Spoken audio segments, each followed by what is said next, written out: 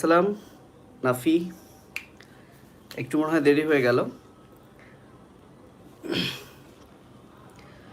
আচ্ছা, মূলত আমি ডেন্টাল অ্যাডমিশন টেস্ট এর যে কোশ্চেনগুলো সলিউশনের সময় কথা দিয়েছিলাম যে অনেক স্টুডেন্ট ডায়াবেটিস ম্যালিটাস, কেউ বলে ম্যালাইটাস, এবং ডায়াবেটিস ইনসিপিডাস এই দুইটা নিয়ে একটু কনফিউজড হয়ে যায়, এবং আমি দেখেছি যে আসলেই তাই, এবং এই দুইটা নিয়ে তোমাদের পাঠ্য বইয়েও কিন্তু আলোচনা করা আছে।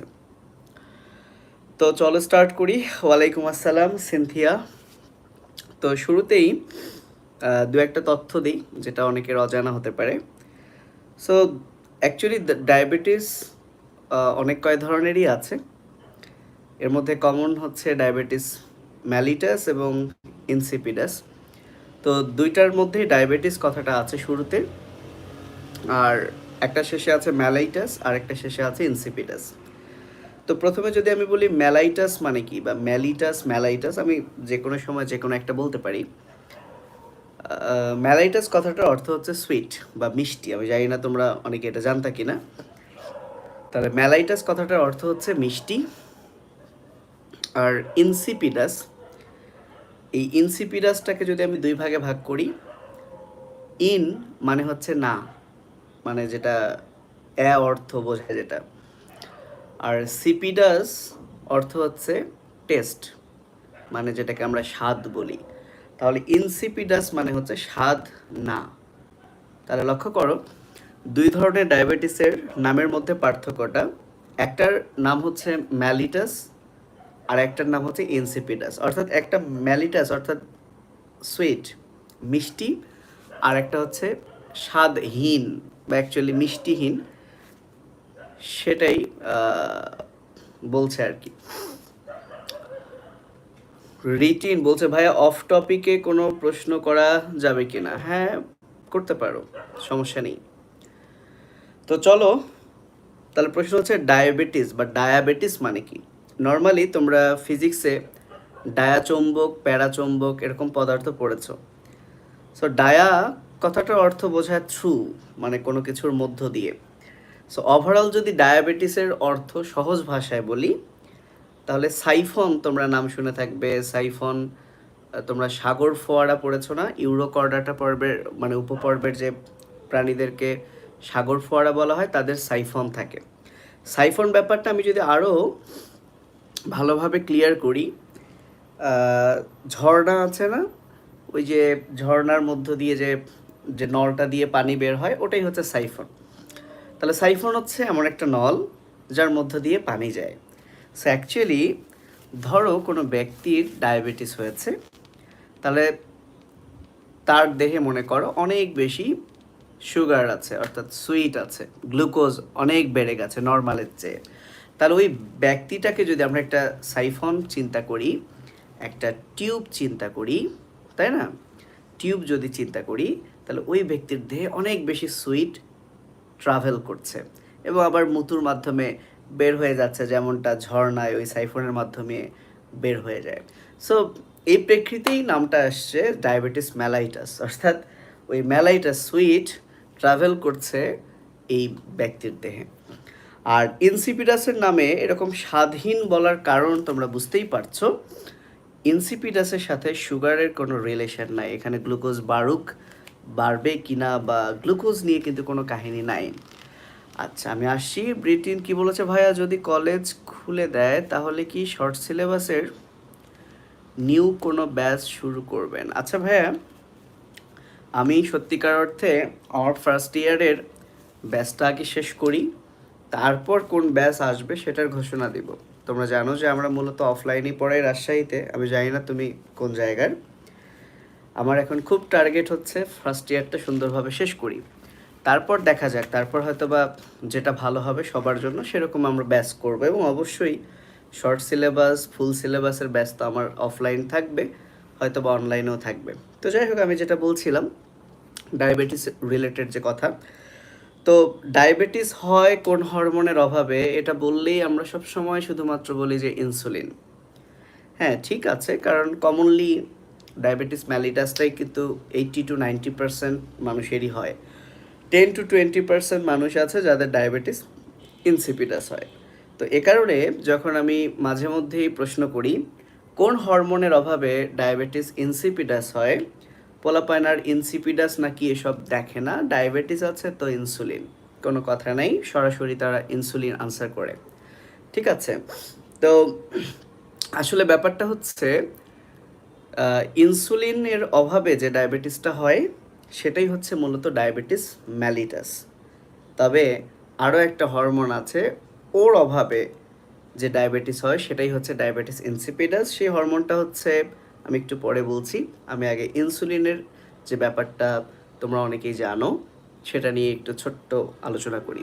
সেটা কি, আমরা সবাই জানি ইনসুলিন এমন একটা হরমোন যেটা আমাদের অগ্নাশয়ের বিটা কোষ থেকে ক্ষরিত হয়, এবং এই হরমোনটার একটা ফাংশন হচ্ছে, কাজ হচ্ছে যে সে রক্তে গ্লুকোজের পরিমাণ যদি বেড়ে যায় সেটাকে কমিয়ে নর্মাল করে দেয়। এটা হচ্ছে ইনসুলিনের একটা কাজ। এবং কিভাবে নর্মাল করে দেয় সেই প্রসিজারগুলোতে আমি আর যাচ্ছি না। তো এ কারণেই কোনো কারণে আমরা মাঝে মধ্যেই কিন্তু অনেক বেশি কার্বোহাইড্রেট খাই, যার ফলে আমাদের বডিতে কিন্তু অনেক বেশি গ্লুকোজ বেড়ে যায়। সিম্পল যদি চিন্তা করো যে আমি যদি ভাত খাই, এই ভাতের একটা দানায় প্রায় কত হাজার হাজার গ্লুকোজ থাকে, তাহলে আমরা কতগুলো ভাতের দানা খাই, তাহলে ভাত খেলেই কিন্তু আমার শরীরে, আমার পেটের মধ্যে লাখ লাখ কোটি কোটি গ্লুকোজ হয়ে গেল, এবং সেগুলো কিন্তু শোষিত হয়ে রক্তেই যাচ্ছে। তাহলে রক্তে গ্লুকোজ বেড়ে যাচ্ছে। তাহলে আজকে যদি ইনসুলিন না থাকতো তাহলে মানুষ ভাত খেলেই তার ডায়াবেটিস হতো, তাই না? কিন্তু ইনসুলিন কি করে, এই যে কার্ব জাতীয় খাবার, কার্বোহাইড্রেট খাবারগুলো আমরা খাওয়ার পর যখন আমাদের রক্তে গ্লুকোজ বেড়ে যায় তখন ইনসুলিন এই রক্তের গ্লুকোজ লেভেলটা কমিয়ে দেয়, ফলে আমরা ঠিকঠাক থাকি। তাহলে কোনো কারণে এই ইনসুলিন যদি না থাকে, কোনো কারণে যদি এই ইনসুলিন না থাকে, তাহলে কি হবে? তাহলে রক্তের এই যে অতিরিক্ত গ্লুকোজ সেটা আর কমবে না, ফলে যে ডায়াবেটিস হবে সেটাই ডায়াবেটিস ম্যালিটাস, বিকজ সুইট আর ওই বডিতে কমছে না, ফলে ওই বডি থ্রু সুইট, বেশি বেশি সুইট মুভ করছে। এখন এই ডায়াবেটিস ম্যালিটাস যেটা, সেটা হচ্ছে দুই প্রকার, একটা হচ্ছে টাইপ 1 আর একটা হচ্ছে টাইপ 2। এই দুইটার কথাও কিন্তু তোমাদের ইন্টারমিডিয়েট বইয়ে আছে, টাইপ 1 টাইপ 2।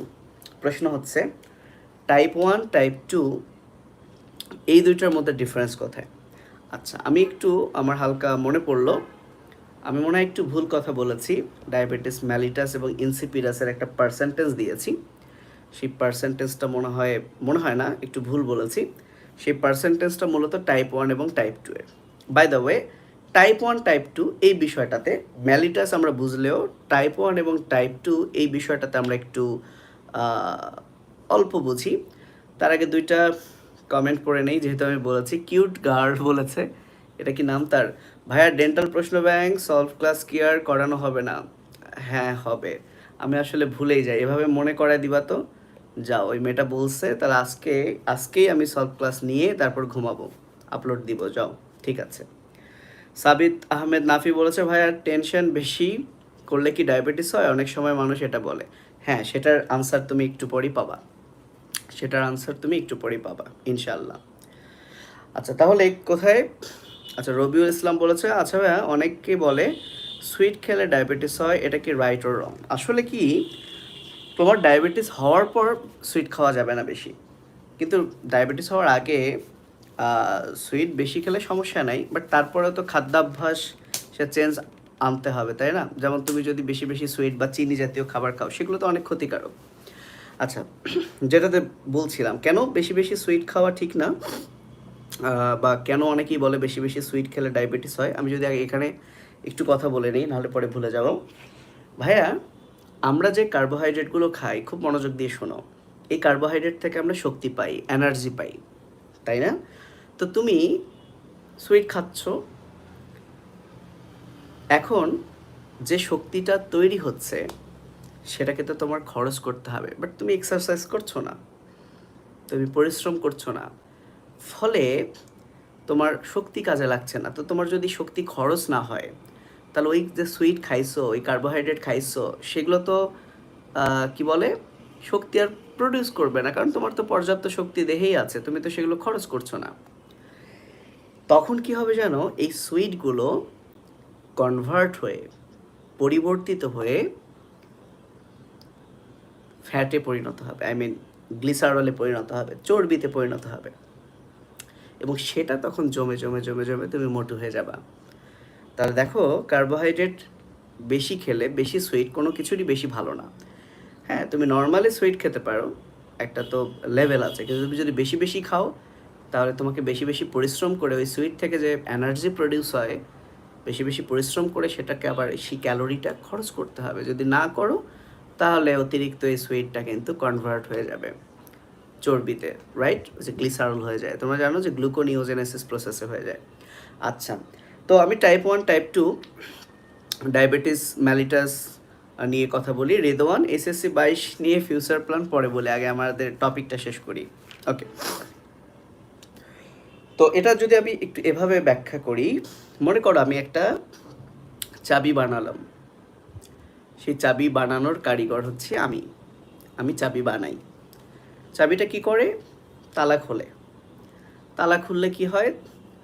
তালা খুললে ওই দরজা দিয়ে কোনো কিছু যাতায়াত করে, ঠিক আছে? তো এখন এখন দরজা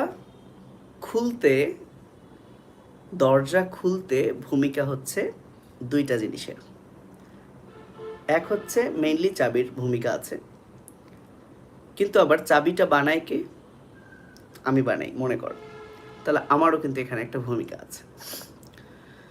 যদি কোনো কারণে আমার প্রবলেম হয়, আমি চাবি বানাচ্ছি না, বা আমার অসুখ হয়েছে, আমি আর চাবি বানাতে পারছি না, তাহলে চাবির সংখ্যা কমে যাবে, ফলে দরজা খুলবে না।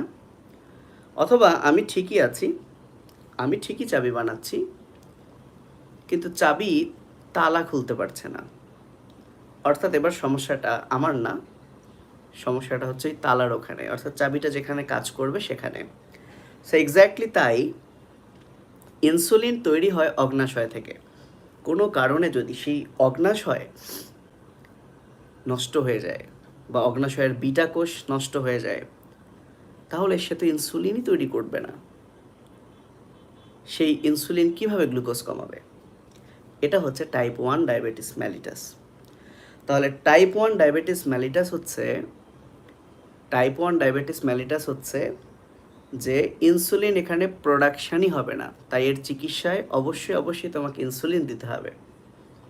খাওয়া দাওয়া কন্ট্রোল করে লাভ নাই, কারণ এখানে তো কোনো ইনসুলিনই তৈরি হচ্ছে না, ঠিক আছে? তাহলে টাইপ 1 ডায়াবেটিস ম্যালিটাস আশা করি বুঝতে পারছো যে এখানে ইনসুলিন প্রোডাকশানই হবে না। তাহলে টাইপ 2 কোনটা? টাইপ 2 হচ্ছে সেটাই যে ইনসুলিন তৈরি হবে, অল্প হোক বেশি হোক ইনসুলিন তৈরি হবে, কিন্তু সেই ইনসুলিনটা ঠিকমতো কাজ করতে পারবে না। অর্থাৎ তার গ্লুকোজ যতটুকু কমিয়ে রাখার কথা, কমিয়ে নর্মাল রাখার কথা, সে সেটা করতে পারবে না।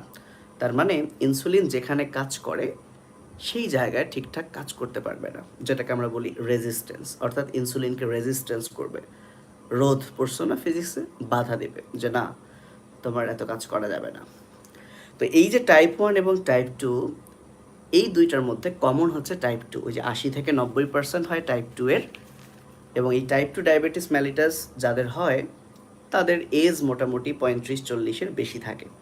সেখানে টাইপ 1 ডায়াবেটিস ম্যালিটাস কিন্তু ইয়াংদের বেশি হয়, অর্থাৎ একটা বাচ্চারও কিন্তু ডায়াবেটিস হতে পারে, এবং সেটা আমরা মনে করি এটা টাইপ 1 ডায়াবেটিস ম্যালিটাস। ওকে, এবং অধিকাংশ ক্ষেত্রে দেখা যায় যে মোটাসোটা কোনো মানুষ যদি ডায়াবেটিসে ভোগে, তার মানে এটা হচ্ছে টাইপ 2 ডায়াবেটিস ম্যালিটাস। এবং এ কারণে ওই যে টেনশনের বিষয়টা আসছে, যেটা নাফি বলছে, যে এখন সবসময় যে টাইপ 2 মানে মোটা হবে তা না, তবে টাইপ 1-এ ওয়েটের কোনো মানে ওরকম চেঞ্জ থাকে না, নর্মাল ওয়েটই থাকে। তবে টাইপ 2-তে অধিকাংশ ক্ষেত্রেই দেখা যায় যে যাদের টাইপ 2 ডায়াবেটিস ম্যালিটাস তারা একটু ফ্যাটি হয়, এবং ফ্যাটি মানুষের তো প্রেশার, হাইপার টেনশন থাকেই, ফলে এই টেনশনের সাথে টাইপ 2 ডায়াবেটিস ম্যালিটাসের কিন্তু একটা রিলেশন আছে। আচ্ছা, LAN বলেছে ডায়াবেটিস কি স্থায়ীভাবে নিরাময়যোগ্য? মোটেও না। কিটো ডায়েট ফলো করলে কি ডায়াবেটিস থেকে পরিত্রাণ পাওয়া যেতে পারে? না, পরিত্রাণ তুমি কমপ্লিটলি পাবে না। সো এটা এমন একটা রোগ যেটা তোমাকে মৃত্যু পর্যন্ত বয়ে নিয়ে বেড়াতে হবে এবং তুমি এটাকে কন্ট্রোলে রাখতে পারবা, কিন্তু এটা টোটালি চলে যাবে এটা বলা যাবে না। সো এটা কন্ট্রোলে রাখতে হবে, টোটালি চলে যাবে না।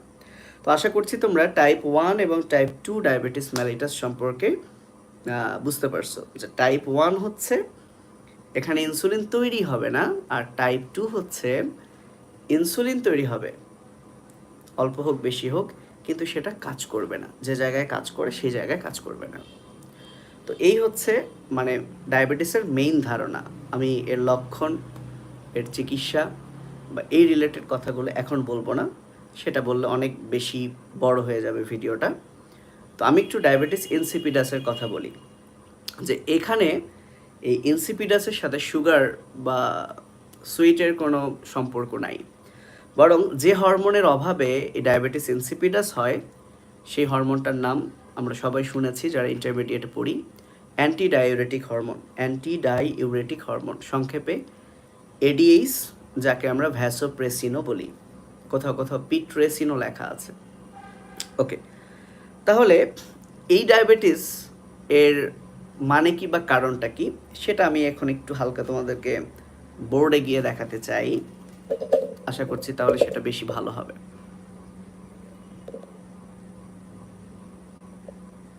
ওকে, তো আমি এখানে একটা বিষয় দেখাই তোমাদেরকে, সেটা হলো এডিএইচ, এটার পুরো নাম হচ্ছে anti diuretic hormone. Anti diuretic hormone. আচ্ছা, কেন একে অ্যান্টি ডাইউরেটিক হরমোন বলা হয়? অ্যান্টি কথাটার অর্থ হচ্ছে বিপরীত, ডাইউরেটিক, ডাইউরেটিকের বিপরীতে কাজ করা যে হরমোন। প্রশ্ন হচ্ছে ডাইউরেটিক কি? সো ইউরো মানে হচ্ছে ইউরিন বা মূত্র টাইপের কিছু একটা, বা সহজ কথা ইউরেটিক বা ইউরো এটা হচ্ছে মধু, ডাই মানে হচ্ছে দুই, অর্থাৎ যে সকল পদার্থ খেলে দ্বিগুণ হারে মধু হয় সেটাই হচ্ছে ডায়াবেটিক। যেমন যত তরল খাবার আছে সেগুলো খেলে আমাদের মূত্রের প্রবাহ বেড়ে যায়, সেগুলোকে আমরা বলবো ডায়াবেটিক। তো এটা যদি রেনাল টিউবিউল হয়ে থাকে, এটা যদি রেনাল টিউবিউল হয়ে থাকে, তো রেনাল টিউবিউলের চারদিকে থাকে কৈশিক জালিকা। তো কৈশিক জালিকাকে আমরা বলি ক্যাপিলারি, এবং এই কৈশিক জালিকা যেহেতু টিউবিউলের চারদিকে থাকে, পেরি কথাটার অর্থ হচ্ছে চারদিকে, কার চারদিকে থাকে? টিউবিউলের, তাই এদেরকে বলা হয় পেরিটিউবিউলস ক্যাপিলারি। অর্থাৎ এর মধ্যে রক্ত আছে আর এর মধ্যে মধু আছে, মনে কর। তো বেশি বেশি মধু হচ্ছে, এই বিষয়টাই হলো ডায়াবেটিক্স। তাহলে অ্যান্টি ডায়াবেটিক কথাটার অর্থ হচ্ছে যে বেশি বেশি মধু হওয়া যাবে না, বা বেশি বেশি মধুটাকে প্রিভেন্ট করবে, বাধা দিবে। তাহলে এই অ্যান্টি ডায়াবেটিক হরমোন করবেটা কি? কি করবে ভাই? এটা করবে এই মুতুর থেকে পানি নিয়ে রক্তে দিবে। আস্তাগফিরুল্লাহ বলার কিছু নাই ভাইয়া, মুতুর পানি রক্তে যাবে? মুতু তো রক্ত থেকে সৃষ্টি হয়েছে, তাই না? অর্থাৎ এখান থেকে পানি কোথায় নিয়ে যাবে? রক্তে। তাহলে এডিএইচ এর কাজই হচ্ছে রেনাল টিউবুল থেকে পানি রক্তে নিয়ে যাওয়া। সো কোনো কিছু রক্তে যাওয়াকে আমরা বলি শোষণ, আর রেনাল টিউবুল থেকে কোনো কিছু রক্তে যাওয়াকে বলি পুনঃশোষণ, কারণ এই জিনিসগুলো পরিপাক নালীতে একবার শোষণ হয়েছে। তাহলে এডিএইচ হরমোন এইখান থেকে মুতু থেকে পানি রক্তে নিয়ে যায়, ফলে এডিএইচ হরমোন কাজ করলে মুতুতে পানির পরিমাণ কম থাকে, মুতুও কম থাকে। কিন্তু কোনো কারণে যদি এই এডিএস বাবাজি কই মাজায়, তাহলে সেটা কিন্তু মুতু থেকে পানি রক্তে নিতে পারবে না, ফলে মুতুর মধ্যে পানি বেশি থাকবে এবং বেশি বেশি মুতু বহুমূত্র হতে থাকবে, অর্থাৎ ডায়াবেটিস হতে থাকবে। তাহলে এটাই হচ্ছে ডায়াবেটিস ইনসিপিডাস, যেটা এডিএস হরমোন না থাকলে হয়। এখন মজার বিষয় হচ্ছে এই ডায়াবেটিস ইনসিপিডাসও দুই ধরনের। তাহলে আমি যদি ডায়াবেটিস ইনসিপিডাস নিয়ে কথা বলি, এই ডায়াবেটিস ইনসিপিডাসও হচ্ছে দুই ধরনের। তো দুই ধরনের নাম আমি লিখবো না, আগে বোঝাবো তারপর আমি নামটা লিখবো। কি সেটা লক্ষ্য করো। তার মানে আমরা একটা জিনিস বুঝলাম যে এডিএস হরমোন, মানে এডিএস, এই হরমোনটা রেনাল টিউবুলের উপর কাজ করে। আর রেনাল টিউবুল তো নেফ্রনের অংশ।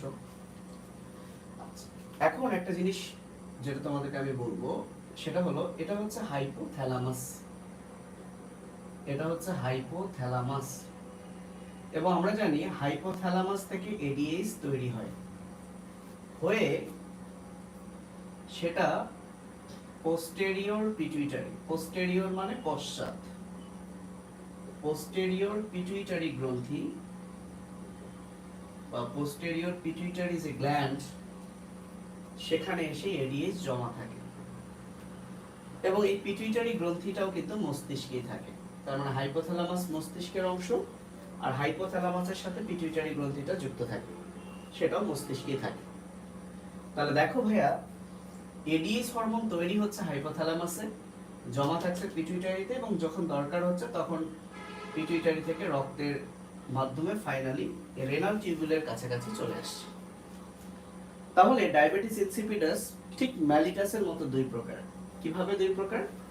যদি কোনো কারণে এই ব্রেইনের হাইপোথ্যালামাস এডিএস তৈরি না করে, বা হাইপোথ্যালামাসের সমস্যা বা পিটুইটারির সমস্যা, তারা এডিএস সিক্রেট করছে না, তাহলে তো এডিএসই নাই, তাহলে বেশি বেশি মতো। তাহলে এই ডায়াবেটিসটাকে আমরা, এই ডায়াবেটিস ইনসিপিডাসটাকে আমরা কি বলবো? যেহেতু এই ডায়াবেটিস ইনসিপিডাসটা হচ্ছে এডিএস এর অভাবে, কিন্তু সেই এডিএসটা কার সমস্যার জন্য? কার সমস্যার জন্য? ব্রেইনের সমস্যার জন্য এডিএস তৈরি হয়নি। তো ব্রেইন মানেই তো নার্ভাস সিস্টেম বা নিউরো, তাই সেটাকে আমরা বলবো নিউরোজেনিক ডায়াবেটিস ইনসিপিডাস।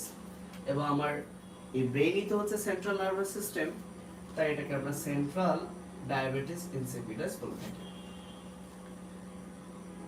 এবার মনে করো ব্রেইন ঠিক আছে, ব্রেইন ঠিক আছে, কিন্তু এডিএস বাবাজি এসে এই রেনাল টিউবুলে কাজ করতে পারছে না। রেনাল টিউবুল বলছে যে না, তোকে আর আমি চিনি না, তুই চলে যা, তোকে আর আমি আমার এখান থেকে পানি বের করে নিতে দিব না। অর্থাৎ রেজিস্ট্যান্স হয়ে গেছে, এই হরমোনটা এখানে কাজ করতে পারছে না। তাহলে এবার যে ডায়াবেটিস ইনসিপিডাস, সমস্যাটা হচ্ছে এই নেফ্রনের অংশটা দিবে না, ফলে এই নেফ্রনের কারণে ডায়াবেটিস ইনসিপিডাস হলো। তাই এটাকে আমরা বলি নেফ্রোজেনিক। জেনিক মানেই হচ্ছে উৎপত্তি, জেনিক মানেই হচ্ছে উৎপত্তি। এটা জেনিক, উৎপত্তি হচ্ছে নেফ্রন থেকে, আর এটা নিউরন থেকে।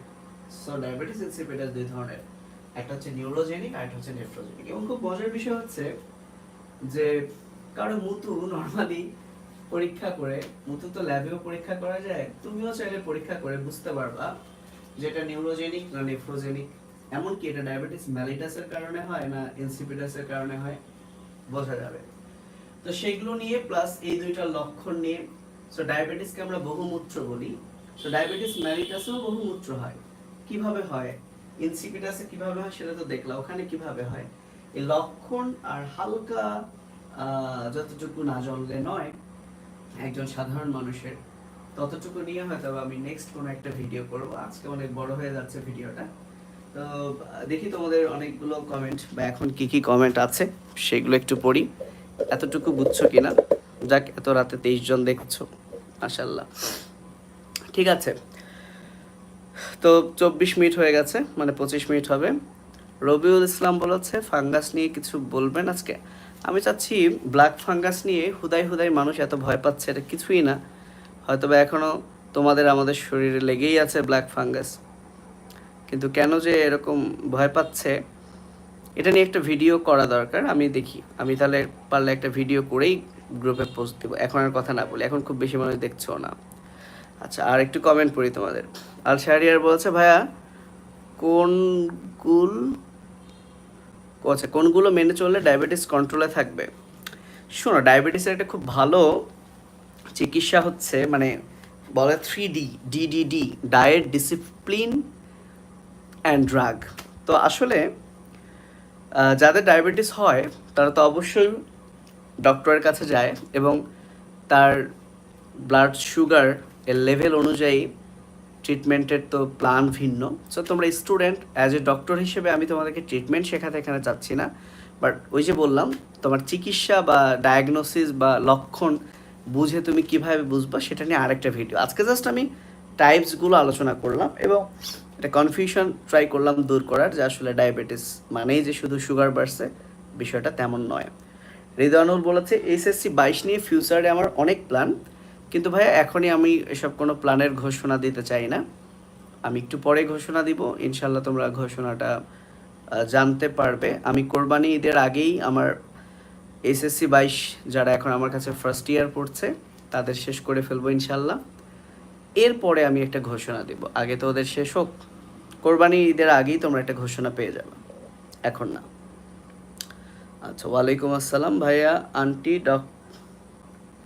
আচ্ছা, অ্যান্টি ডায়ুরেটিক হরমোন, হ্যাঁ আমি তো বলছি কার্যপদ্ধতিটাই তো বললাম। ঠিক আছে, তাহলে ভালো থেকো, আল্লাহ হাফিজ। এরকম হুটহাট আমরা লাইভে আসবো কোনো মানে একটু এক্সট্রা কোনো টপিক নিয়ে।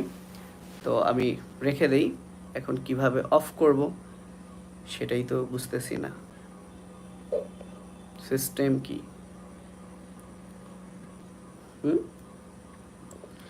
আচ্ছা, ক্রস করে দিই। এই ভালো থেকো তোমরা, আল্লাহ হাফিজ।